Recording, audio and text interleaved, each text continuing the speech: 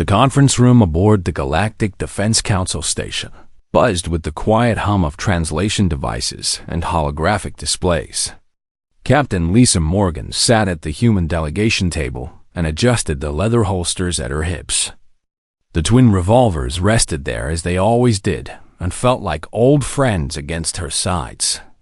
Around her, the representatives of a dozen alien species discussed matters of galactic security with the kind of confidence that came from 10,000 years of unopposed doctrine.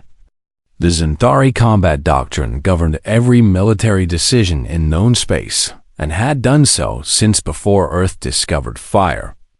The theory was elegant in its simplicity and stated that combat efficiency directly correlated with technological advancement and energy output. Weapons were ranked on a scale from primitive to advanced, and projectile weapons, using chemical propulsion, sat at the very bottom of that scale. They were considered relics and museum pieces and toys for species too backward to understand modern warfare. Lisa had heard this lecture many times in her 3 years as Earth's military attaché, and every time someone noticed her revolvers, the reaction was the same. Polite curiosity followed by barely concealed amusement and then dismissal. The weapons were custom-built pieces that her grandfather had carried during his 40 years in law enforcement, and the craftsmanship was extraordinary. But to the galactic community, they might as well have been stone axes. Ambassador Valen of the Kryn hegemony stood at the central podium, and his scaled form caught the light from the viewports behind him. He was presenting Earth's application for full council membership, and from the tone of his voice, he was not impressed. The Kryn were a militant species who had built their reputation on military excellence, and Valen embodied every aspect of their warrior culture. The human delegation requests full membership and voting rights, Valen said, and his words came through the translator with obvious disdain. However, their military capabilities do not meet the minimum threshold established by council regulations. He activated a holographic display, and tactical simulations filled the air above the conference table. Human ships appeared in the projection, and they were small and used fusion drives and carried kinetic weapons alongside their limited energy arsenal. Kryn vessels surrounded them in the simulation, and their shields glowed with adaptive technology. Observe, Valen continued and gestured at the display. Human vessels rely heavily on mass driver technology and chemical propulsion missiles, and even primitive, gunpowder-based small arms. Against standard galactic shielding, these weapons are ineffective. The simulation played out exactly as he described, and human projectiles bounced harmlessly off Kryn shields, while energy weapons from the alien vessels tore through human defenses. It was a carefully constructed demonstration designed to humiliate, and it succeeded in drawing uncomfortable murmurs from several delegations. Lisa watched without expression, and her fingers drummed a quiet rhythm on the table. Beside her, Commander Jake Patterson of the Earth Defense Force shifted in his seat but remained silent. They had expected this resistance, and Earth's diplomatic strategy required patience. Furthermore, Valen said, and his confidence growing, humans continue to carry personal weapons that violate every principle of the Zentari combat doctrine. He pointed directly at Lisa. Captain Morgan wears devices that use controlled explosions to propel metal projectiles. This technology was obsolete before my species achieved spaceflight 10,000 years ago. Elder Mira of the Dalthene spoke up from across the chamber, and her voice was gentle but firm. Ambassador Valen, many species maintain ceremonial weapons as part of their cultural heritage. Surely, this is not grounds for dismissing Earth's application. I make no judgment on their culture, Valen replied, and though his tone suggested otherwise, I merely state facts according to established doctrine. Chemical propulsion weapons cannot penetrate modern shielding and cannot match the range or efficiency of energy weapons and cannot be integrated with tactical AI systems. They are primitive. Lisa cleared her throat, and the sound drew attention across the chamber. She stood slowly and smoothed her uniform jacket with deliberate care. When she spoke, her voice carried clearly, without the need for raising volume. "Ambassador Valen, I have a question," she said. "The Zentari combat doctrine has governed galactic warfare for 10,000 years, as you mentioned.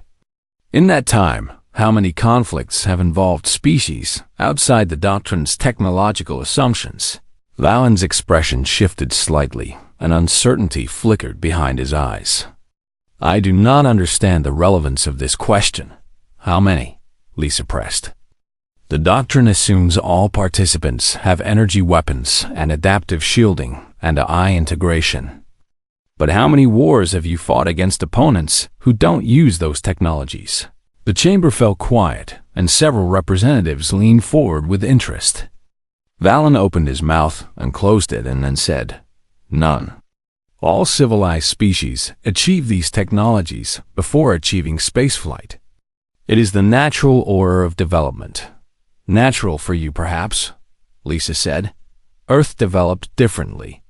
We achieved spaceflight while still using chemical propulsion and mass drivers, and yes, gunpowder weapons. We built space stations while our soldiers carried rifles, not plasma guns. You call it primitive, but we call it our history." She rested her hands on the revolvers at her hips, and the gesture was casual but drew every eye in the room. "These weapons belonged to my grandfather, and he never fired them in anger during 40 years of keeping the peace. They're not ceremonial, and they're not toys, and they're not museum pieces. They're tools, and on Earth we never throw away tools that work." Valen recovered his composure and smiled with the confidence of someone who knew he held the superior position. "Captain Morgan, I mean no disrespect to your family traditions, but sentiment does not change tactical reality. Your weapons cannot harm a shielded opponent, and this is mathematical fact, not opinion." "Mathematical fact based on untested assumptions," Lisa replied. "Your shields analyze energy signatures and adjust resistance accordingly. They're designed to counter energy weapons because that's all you've ever faced. But you've never tested them against weapons that don't produce detectable energy signatures." Until the moment of firing, the chamber erupted in murmurs, and several military advisors began consulting their data terminals. Valen's smile faded slightly, but he maintained his authoritative stance. "The Council appreciates Earth's perspective," he said, and his tone making clear he did not. "However, without demonstrated capability against modern defenses, humanity's application cannot be approved. The Zentari combat doctrine is not merely theory, and it is the foundation of galactic security." He returned to his seat and the discussion moved to other matters, but Lisa noticed several representatives watching her with new interest. Elder Mira caught her eye and gave a small nod that might have been approval or might have been sympathy. After the session ended, Jake found Lisa in the observation deck that overlooked the massive station, and Earth hung blue and white in the distance. "That was quite a speech," he said, "though I'm not sure it helped our case." "It planted a seed," Lisa replied. "Valen is arrogant, but he's not stupid, and he's going to wonder if I was bluffing." "Were you?" Jake asked. Lisa smiled and watched her homeworld turn slowly in the void. "The Kryn have been making moves near our colonies and expanding their territory in our direction and pushing boundaries to see if we'll push back. Sooner or later, Valen is going to escalate, and when he does, he's going to learn something important." "What's that?" "That the difference between primitive and effective," Lisa said and touched one of her revolvers, "is whether it gets the job done." 3 weeks after the council session, Earth received a formal communication through official diplomatic channels, and the message carried the seal of the Kryn hegemony. Lisa stood in the briefing room aboard the Frontier alongside Commander Jake Patterson and General Chris Bennett, who had traveled from Earth specifically for this meeting. The holographic display showed the Kryn message in stark translated text. "A challenge," General Bennett said, and his weathered face showing no emotion. "They're actually invoking the old combat trial protocols." Jake leaned forward and read the terms aloud. "The Kryn hegemony formally challenges humanity to resolve our territorial dispute through sanctioned combat trials as provided for in Galactic Council Regulations Article 742. Single combat between chosen champions and best-of-one engagement, and the victor's terms to be legally binding." "What are their terms?" Lisa asked, though she already suspected the answer. "If we lose, we cede 3 colony worlds," Jake continued. "New Montana and Perth Station and the Kepler settlement. If we win, they cease all territorial expansion in human space and support our full council membership." The room fell silent, and the weight of the stakes pressing down on everyone present. Those 3 colonies represented 15 years of human expansion and housed over 200,000 civilians. Losing them would be devastating both strategically and psychologically. "This is Valen's doing," General Bennett said. "He wants to humiliate us publicly and prove his point about primitive technology." "Who's their champion?"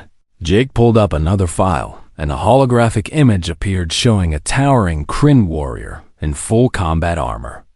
"Battlemaster Torvin, and decorated veteran and 43 consecutive victories in challenge duels. He's never lost a sanctioned combat." The image rotated and showed Torvin's armor in detail. Adaptive shielding covered every surface and capable of analyzing incoming attacks and adjusting resistance in microseconds.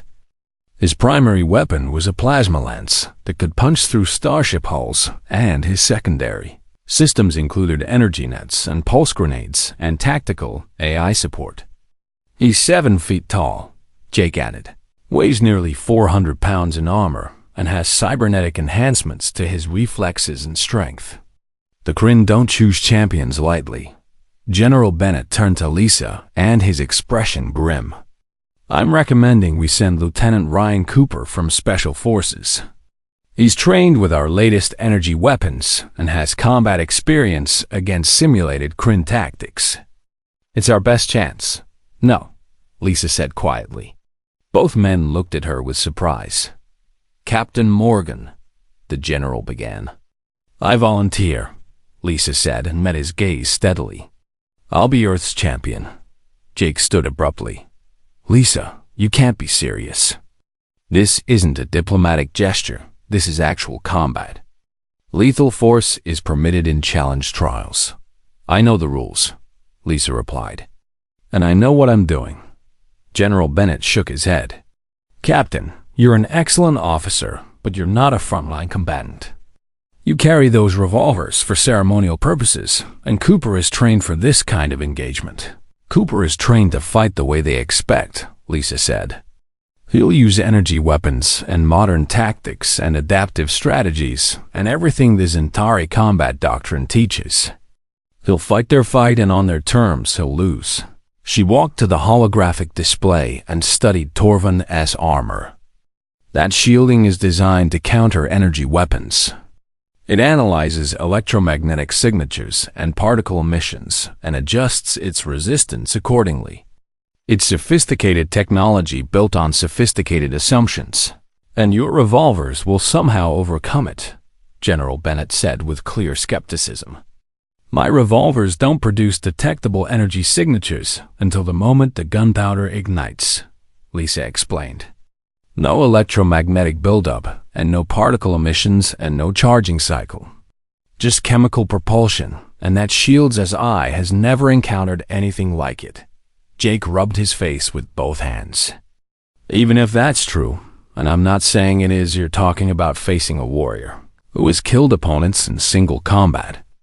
He's bigger and stronger and has enhancement systems and decades of experience. He has experience fighting other people who use energy weapons," Lisa countered. "He follows doctrine, and he trusts his equipment, and he's never faced someone who doesn't play by his rules. That's his weakness." She turned from the display and faced both men directly. "Earth didn't climb to the stars by following everyone else's path. We got here by being stubborn and adaptive and willing to use whatever works.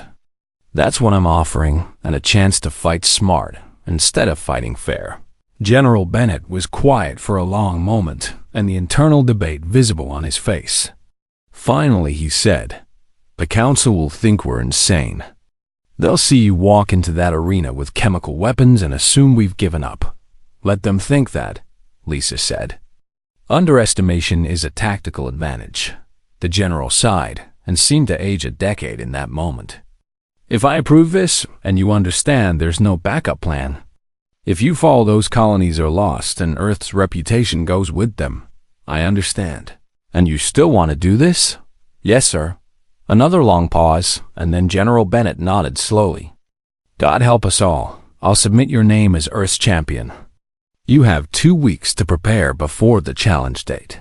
The message went out through official channels within the hour, and Earth named Captain Lisa Morgan as its chosen representative for trial by combat. The response from the galactic community was immediate and almost universally dismissive. News feeds across known space showed images of Lisa alongside Torvin, and the size difference alone seemed to tell the complete story. Elder Mira sent a private message expressing concern and offering Earth the chance to reconsider.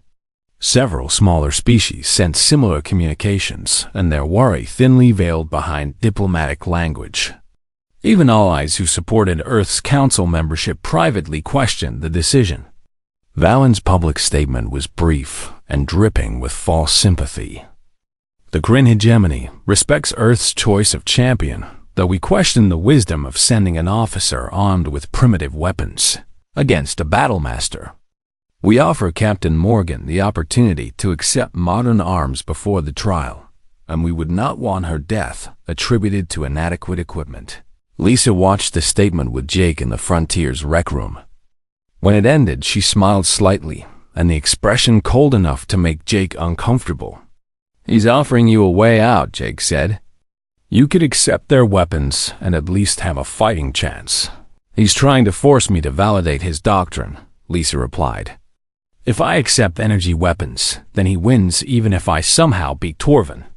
He gets to prove that modern technology is necessary and that human weapons are useless." She stood and stretched and rolled her shoulders like a fighter preparing for a match. "But if I walk in there with these," she touched her revolvers, "and I win, then the entire Zentari combat doctrine has to be reconsidered. Every assumption and every simulation and every tactical model they've built for 10,000 years gets called into question. And if you lose, then I die proving we tried something different." Lisa said simply, "But Jake, I've been training with these weapons since I was 12 years old. My grandfather taught me, and his father taught him, and this knowledge goes back centuries on Earth. The Kryn have better technology, but we have something they don't." "What's that?" "We remember what it was like before the technology," Lisa said.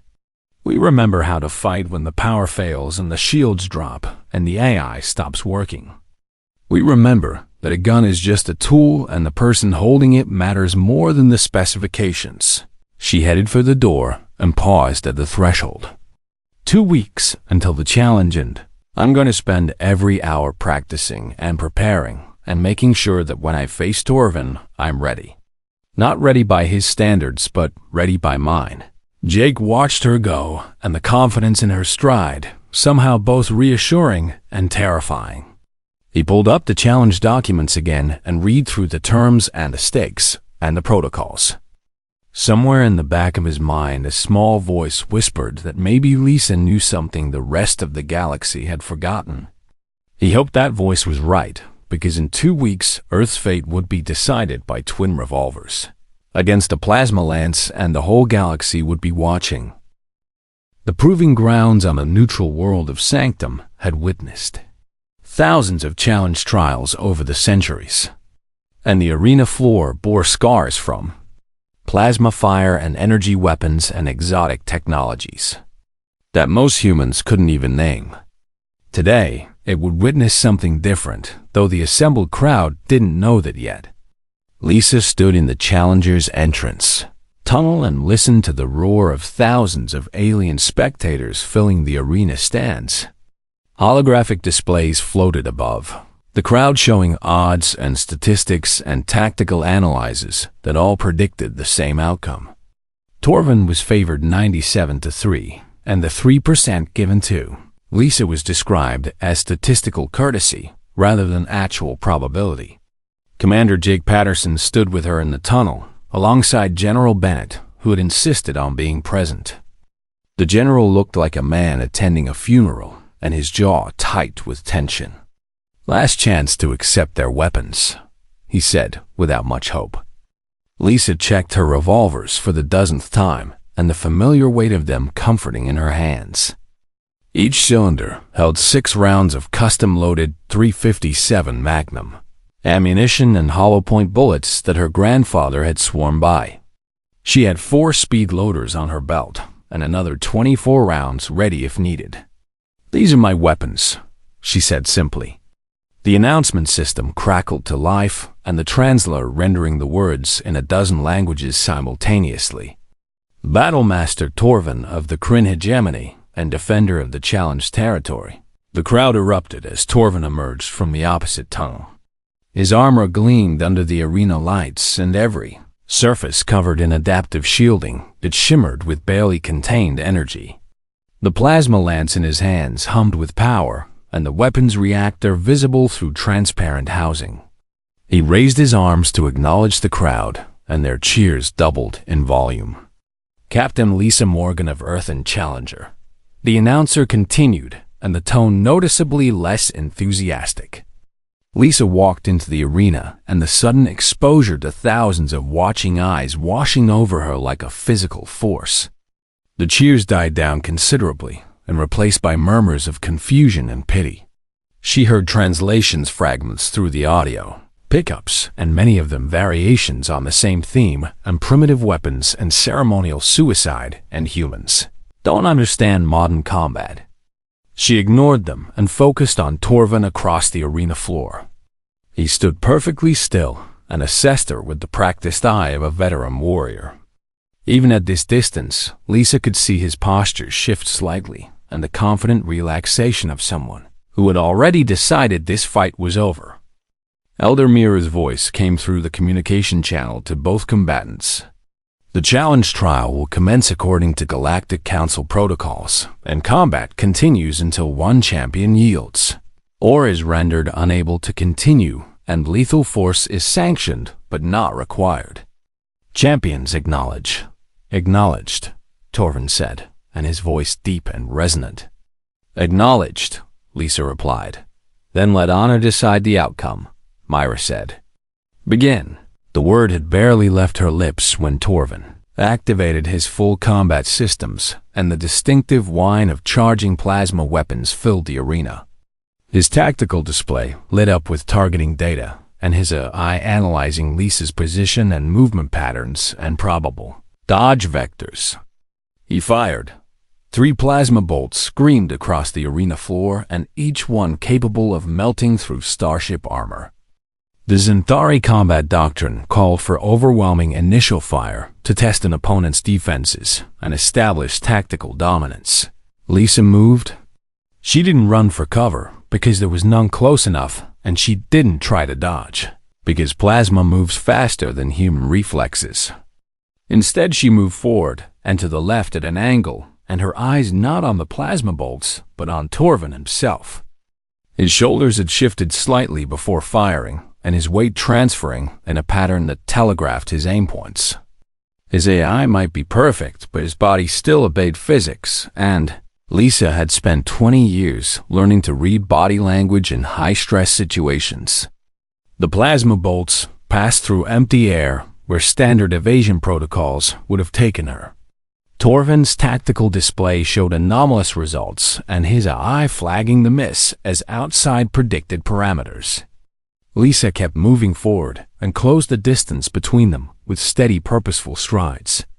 Her hands went to her revolvers and the leather holsters worn smooth from years of practice draws. Torvin fired again and adjusted his aim to compensate for her unexpected movement. 4 more plasma bolts, and these ones spread in a wider pattern to limit her evasion options. Lisa dropped into a slide, and her boots finding purchase on the arena floor as she went low beneath the spread. She came up from the slide with both revolvers drawn and the movement fluid as water. The crowd gasped and watching a combat maneuver that looked more like dance than warfare. Torvin's shields activated automatically as Lisa raised her weapons and the AI system detecting the threat and cycling through response protocols. It analyzed electromagnetic signatures and found none. It searched for particle emissions and found none. It calculated energy buildups and found none. Lisa fired. The sound of gunfire cracked across the arena, and harsh and primitive, and completely out of place among all the humming energy weapons. 6 shots in rapid succession, and both revolvers firing in controlled rhythm and the muzzle flash bright in the arena lights. Torvin's shields flared and tried to calculate resistance. The AI system searched its entire database for similar weapon signatures and found nothing. Chemical propulsion wasn't supposed to be a threat, and adaptive shielding was designed to be effective against everything from plasma to antimatter. But the shield couldn't adjust to a threat it couldn't analyze. 5 bullets hit Torvin's armor, and the impacts spreading across his chest plate and shoulder guards. The 6th caught the edge of his helmet and left a bright scoring mark. None of them penetrated fully, but the impacts staggered him backward 3 steps. For the first time in 43 challenge duels, Torvin felt something he hadn't experienced in years in genuine surprise. The impacts felt wrong and primitive, and like being hit with thrown rocks despite all his sophisticated protection. His armor registered the hits but couldn't classify the damage type and his repair systems, uncertain whether to treat this as kinetic impact or some unknown energy form. The crowd fell silent, and the statisticians and analysts suddenly uncertain of their predictions. Jake gripped the railing in the observation area hard enough to hurt his hands, and General Bennett leaned forward with new intensity in his eyes. Lisa didn't pause to admire her shots, and she kept moving and circling left while her thumbs worked the revolver hammers, and 6 more rounds chambered and ready. Torvin recovered from his surprise and adjusted his tactics. If his shields couldn't stop her weapons reliably, then he would rely on his armor's thickness and his superior strength. He charged. The Kryn warrior closed the distance with impressive speed for something his size, and his plasma lance held ready to strike. The Zentari combat doctrine emphasized different weapon systems for different ranges, and close combat favored the larger, stronger opponent. Lisa holstered her right revolver, and her hand going to her belt. Torvin saw the movement and assumed she was retreating from close combat, and his confidence returning, he was wrong. Lisa pulled a speed loader from her belt, and her left hand opening the cylinder of her remaining revolver without looking. 6 empty casings fell to the arena floor with tiny, metallic sounds, and 6 fresh rounds slid into place with practiced precision. The cylinder snapped closed, and she raised the weapon again. All of this happened in under 3 seconds. Torvin swung his plasma lance, and the weapon designed to be devastating at close range. Lisa ducked under the swing and fired twice more into his knee joint where armor plates met and flexibility required thinner protection. The bullets punched through, not deeply, but enough to damage the servo mechanisms beneath, and Torvin's left leg buckled slightly. His AI flagged multiple system failures, and his shields, still unable to properly calibrate against weapons that operated on principles older than galactic civilization. He attempted to correct and brought his lance around for a backswing, but Lisa was already moving and staying inside his reach where the long weapon was less effective. She fired twice more into his right elbow joint, and then twice into the sensor array on his helmet. Torvin's vision display cracked and his tactical AI losing input data. His shields flickered and drained power trying to calculate responses to attacks they weren't designed to counter. For the first time, doubt crept into his mind, and the mathematical certainty of the Zentari combat doctrine suddenly seeming less absolute. The crowd found its voice again, and the murmurs rising to shouts. Holographic displays scrambled to update odds that no longer made sense, and analysts argued with each other trying to explain what they were seeing. Elder Mira watched from the council observation box, and her expression unreadable. Beside her, Ambassador Valen stood frozen, and his confident smile long since disappeared. Lisa stepped back and gave herself space, and her revolvers tracking Torvin as he struggled to stabilize. She had fired 18 rounds and 6 remained between both weapons. Her breathing was steady and controlled, and the adrenaline sharp in her veins, but not controlling her. Torvin activated his emergency protocols, and Torvin modified his approach, and the certainty of easy victory replaced by careful calculation. His tactical I fed him damage reports and multiple systems compromised, and shield efficiency down to 60%. None of his previous 43 opponents had managed to damage him this extensively, and certainly not with weapons that predated spaceflight. He circled left and kept his plasma lance between himself and Lisa while his armor's auto-repair systems worked to restore damaged servos. The wound in his knee joint limited his mobility, but Kryn warriors trained to fight through injury. Pain was temporary, but failure in combat was permanent. Lisa mirrored his movement and maintained optimal distance, and her revolvers ready but not firing. She counted rounds in her head like a mantra, and 12 shots, remaining in 4 speed loaders on her belt, and 96 total rounds if this went the distance. Every bullet mattered, and wasted shots could mean defeat. The crowd had stopped cheering, and thousands of aliens watching in near silence as something impossible continued to unfold. Holographic displays showed biometric data from both combatants and Torvin's stress levels elevated beyond normal parameters, while Lisa's remained surprisingly steady. In the observation area, Jake gripped the railing and watched every movement. Beside him, General Bed had his tactical tablet out and recording everything for later analysis. Both men had stopped breathing normally, and their attention absolute. "She's reading him," the general muttered. "Watch how she moves before he fires." "She's not reacting to his weapons, she's reacting to him." Jake saw it then, and the way Lisa's eyes never left Torvin's center mass. She wasn't watching his lance, or his hands, or even his feet. She watched his core, and where his weight shifted, and where his balance told the truth about his intentions. Torvin made his decision and switched tactics again. The Xanthari combat doctrine included provisions for unconventional opponents, and he accessed combat protocols designed for enemies who used unexpected methods. If direct assault was ineffective, then he would use area denial. He fired his plasma lance in a wide sweep, and not aimed at Lisa directly, but at the arena floor between them. The superheated plasma scorched the ground and left glowing molten tracks that created barriers to movement. He fired again and again, and created a pattern of impassable terrain that forced Lisa to choose between limited approach vectors. It was solid tactical thinking based on sound doctrine, and it would have worked against any opponent using standard galactic weapons.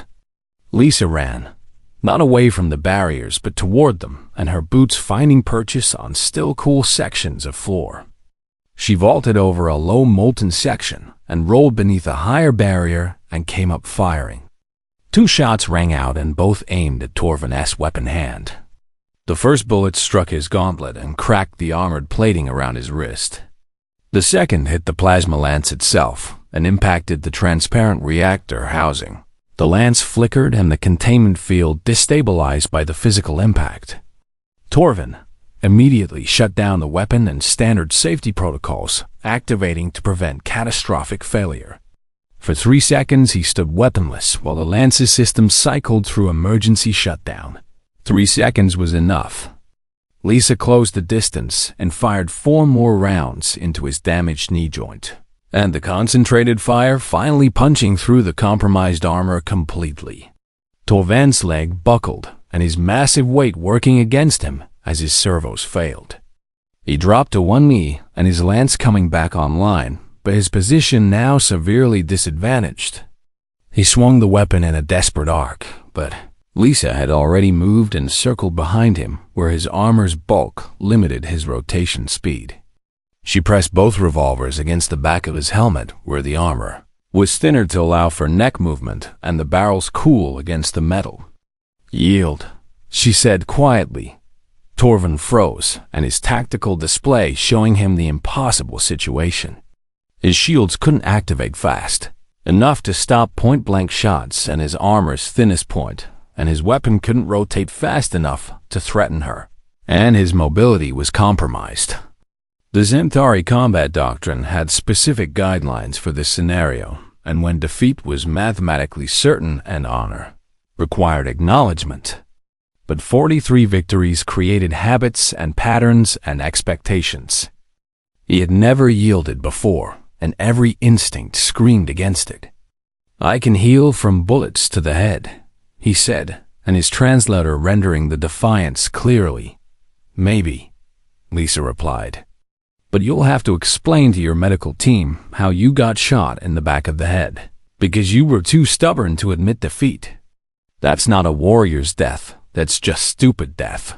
The crowd held its collective breath, and thousands of beings, waiting to see if the Kryn Battlemaster would choose death over surrender.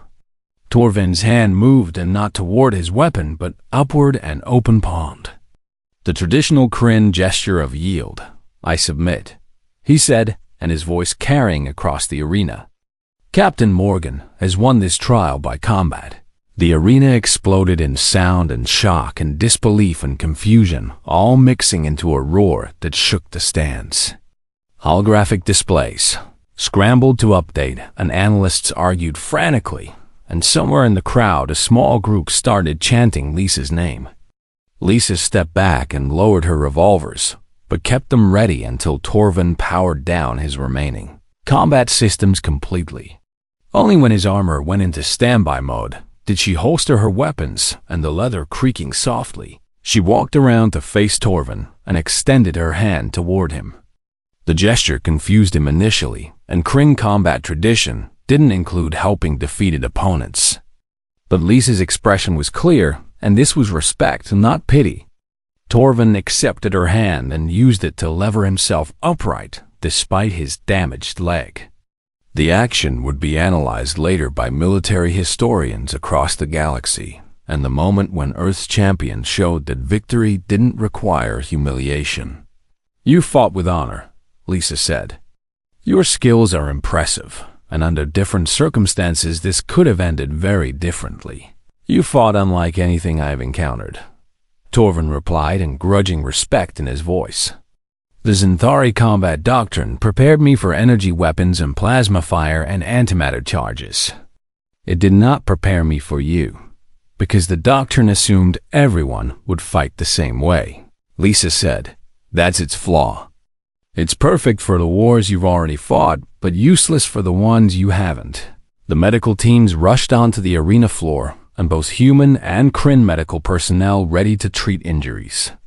Lisa waved them off, and her only damage some bruising from the athletic maneuvers and adrenaline still keeping the pain distant. Torvin allowed his team to stabilize his leg, and the servos whining as they locked into transport mode. Elder Mira's voice came through the arena speakers, and her tone carefully neutral. "The challenge trial has concluded according to protocols, and Captain Lisa Morgan of Earth is declared victor. The terms of the challenge are hereby binding on both parties." In the observation area, Jake let out a breath he hadn't realized he was holding, and General Bennett allowed himself a small smile. Around them, other human observers erupted in celebration, and the tension breaking like a dam. But in the Kryn observation box, Ambassador Valen stood silent, and his expression frozen between shock and calculation. Beside him, military advisors scrolled through combat data, and their previous certainties crumbling under the weight of recorded evidence. Lisa walked toward the exit tunnel, and the crowd parting to let her through. Some aliens reached out to touch her as she passed, and a gesture of respect in several cultures. Others simply stared and trying to reconcile what they had witnessed with everything they thought they knew about warfare. Jake met her at the tunnel entrance, and his grin wide enough to hurt. "You actually did it. You beat a Kryn battlemaster with revolvers." "I beat his assumptions," Lisa corrected. "Torvin is a skilled warrior, but he trusted his doctrine too much and his own judgment too little. The moment he decided I couldn't be a threat, he had already lost." General Bennett arrived, and his tactical tablet clutched in his hands. "Captain Morgan, that was the most unorthodox combat performance I have ever witnessed, and I've been in this military for 30 years. You just rewrote every tactical manual in human space." "No, sir," Lisa said, and her fatigue starting to show now that the adrenaline was fading. "I just proved that the old manuals still work, and we just forgot to read them." She touched her revolvers and the weapons that had changed everything. "These belonged to my grandfather, and before him, his father, and before that, someone else, who needed reliable tools for dangerous work. They've been protecting people for over 200 years, and today they protected 3 colony worlds. They did more than that," the general said quietly. "They protected Earth's future in the galaxy. Once the Council ratifies this trial, we'll have full membership and voting rights, and most importantly, respect." Lisa nodded and then swayed slightly as exhaustion caught up with her. Jake steadied her with a hand on her shoulder.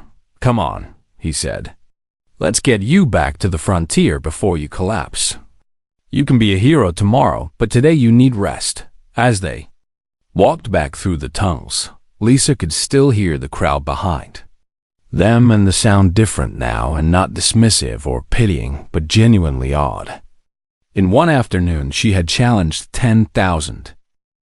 The Galactic Council convened an emergency session, exactly 12 hours after the challenge trial concluded, and the chamber filled with representatives who still struggled to process what they had witnessed.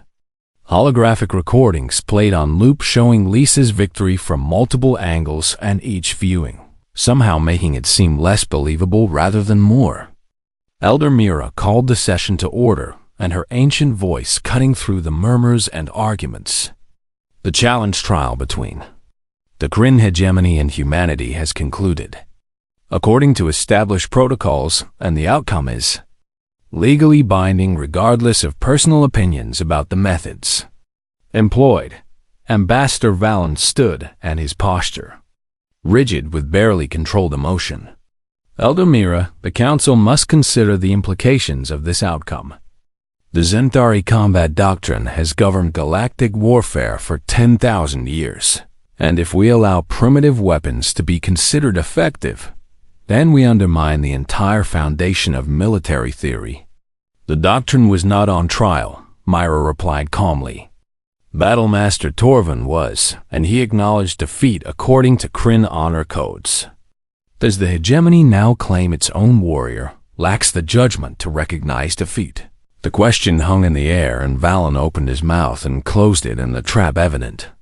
Questioning Torvin's judgment would dishonor the Kryn warrior tradition, and accepting his judgment meant accepting the outcome. "The hegemony honors Battlemaster Torvas's decision," Valen said finally, and each word clearly costing him. "We will abide by the terms of the challenge. The territorial expansion into human space will cease, and we will support Earth's application for full Council membership." Collective murmur ran through the chamber, and several smaller species, who had been watching Earth with interest, now leaned forward with renewed attention. "Then let the records show," Myra announced. "That effective immediately humanity is granted provisional council status with full voting rights pending the standard integration period. Furthermore, the Kryn hegemony's territorial claims against the colonies of New Montana and Perth Station and Kepler settlement are hereby nullified." The decision was met with mixed reactions, and some delegates applauding while others sat in stunned silence. But the law was clear, and challenge trial outcomes could not be appealed or overturned. After the session ended, Lisa found herself surrounded by representatives from a dozen species, and all wanting to speak with Earth's champion. Some offered congratulations and others asked technical questions about her weapons, and a few simply wanted to understand how she had done the impossible. A Dalthine military advisor approached with obvious curiosity in his large eyes. "Captain Morgan, I have studied the combat recordings extensively, and I must ask how you predicted Battlemaster Torvan's attack patterns. Your evasion timing suggests precognitive abilities." Lisa smiled, and the question one she had answered several times already. "No precognition, just observation. Torvan's armor weighs over 300 pounds, and physics says his body has to shift weight before he can move or fire. I watched his center of mass and let his own movements tell me his intentions. But the Zentari combat doctrine accounts for such tells," the advisor protested. "Modern targeting AI compensates for biological patterns. The AI compensates when it's fighting other AI," Lisa explained. "Torvan relied on his systems to aim while I relied on my eyes and training. His AI was looking for energy signatures and charge cycles and electromagnetic buildups. It wasn't looking for a person reading body language." The advisor's expression shifted to something like understanding. "You fought like someone from before technological warfare. I fought like someone who learned that technology fails and weapons jam and systems crash," Lisa replied. "On Earth, we teach people to fight as if their equipment will betray them, because sooner or later it will. The person matters more than the tools." Word of the conversation spread quickly, and military academies across the galaxy began requesting copies of Earth's combat training materials. The requests came from species who had spent centuries trusting doctrine over instinct and suddenly realizing they had forgotten fundamental skills. 3 days after the trial, Torvam requested a private meeting with Lisa aboard the Frontier. Jake wanted to refuse in concern for security obvious, but Lisa overruled him. The Kryn Battlemaster had earned the right to speak. Torvan arrived in civilian clothing, and his damaged leg supported by a medical brace. He moved with visible discomfort, but refused assistance and his pride intact despite the defeat. Lisa met him in the observation deck, and Earth visible through the viewport behind her. "Captain Morgan," Torvan began, and his tone formal. "I come to speak warrior to warrior, not as ambassador or representative." "I'm listening," Lisa said. "I have fought in 44 challenge trials," Torvan continued. "I have faced opponents from 20 different species and wielded weapons of every classification in the galactic arsenal. I have studied the Zentari combat doctrine since childhood, and I believed I understood the nature of combat." He paused and seemed to gather his thoughts. "You taught me that I understood only one kind of combat, and the kind fought by those who share the same assumptions and use the same technologies and follow the same doctrines. You fought differently, not because you lacked our weapons, but because you chose different weapons. The choice was strategic," Lisa said. "Your shields were designed to stop energy weapons, and they're very good at that. But they're only good at what they were designed for." "Yes," Torvan agreed. "And this is the flaw Ambassador Valen refuses to acknowledge. The Zentari combat doctrine is not wrong, but it is incomplete. It assumes all future wars will resemble past wars, and this assumption may destroy us." Lisa tilted her head with interest. "What do you mean?" "The galaxy has known peace between major powers for 3,000 years, Torvan explained. "Small conflicts and border disputes and occasional piracy, but no true wars between advanced civilizations. We have grown comfortable, and we assume our doctrine is proven, because it has not been truly tested." He gestured toward Earth through the viewport. "Your species developed differently, and you achieved spaceflight, while still fighting wars with chemical weapons and kinetic projectiles and simple explosives. You never abandoned the old ways, even as you discovered new ones. This makes you dangerous in ways the doctrine cannot measure." "Are you saying you see Earth as a threat?" Lisa asked carefully. "No," Torvan said. "I am saying I see Earth as essential. The galaxy needs species who think differently, and who question assumptions, and who remember that doctrine is a guide, not a prison. My defeat was humbling but also enlightening. He removed something from his belt and held it out to Lisa. It was a Kryn honor blade and a ceremonial weapon given only to warriors who had earned profound respect. I cannot carry this while knowing I lost to someone I dismissed as primitive, Torvin said. Either I am unworthy of this blade or you are worthy of recognition. I choose to believe the latter. Lisa accepted the blade and the weight of it significant beyond the physical. Thank you, Battlemaster Torvin. This means more than you know. Use it well, he replied. And perhaps someday teach others what you taught me that. Victory belongs to those who adapt, not those who merely follow what has always worked before. After Torvin departed, Jake found Lisa still holding the honor blade and staring out at Earth. That was unexpected, Jake said. He's a good warrior, Lisa replied. Good enough to learn from defeat instead of just resenting it. The galaxy needs more people like him. They're naming things after you, Jake said and pulled up his data tablet.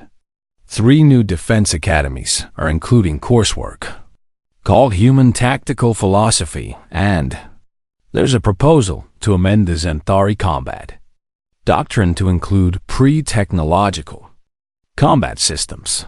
Lisa laughed, and the sound genuine. They're going to teach people to use revolvers. Some of them, yes, Jake confirmed. But more importantly, they're teaching people to question their assumptions and to prepare for enemies who don't fight fair, and to remember that old methods aren't automatically inferior methods. He scrolled through more messages. Admiral Kate Sullivan wants to meet with you when you return to Earth, and apparently every military contractor in human space wants to hire you as a consultant. And the museum on Luna is requesting to display your revolvers. The revolvers stay with me, Lisa said firmly. They're not museum pieces, they're working tools, and my grandfather would haunt me if I retired them after one fight. Fair enough, Jake grinned. So what happens now? Lisa turned from the viewport and her expression thoughtful. Now we go home and we help Earth transition into full council membership, and we remember that today's victory doesn't mean tomorrow's safety. The Kryn won't be the last species to challenge us, and weapons are only as good as the people using them. She touched the twin revolvers at her hips, and the leather warm from years of wear. But we showed the galaxy something important, and we showed them that humanity survived Earth by being adaptable and tough and willing to use whatever worked.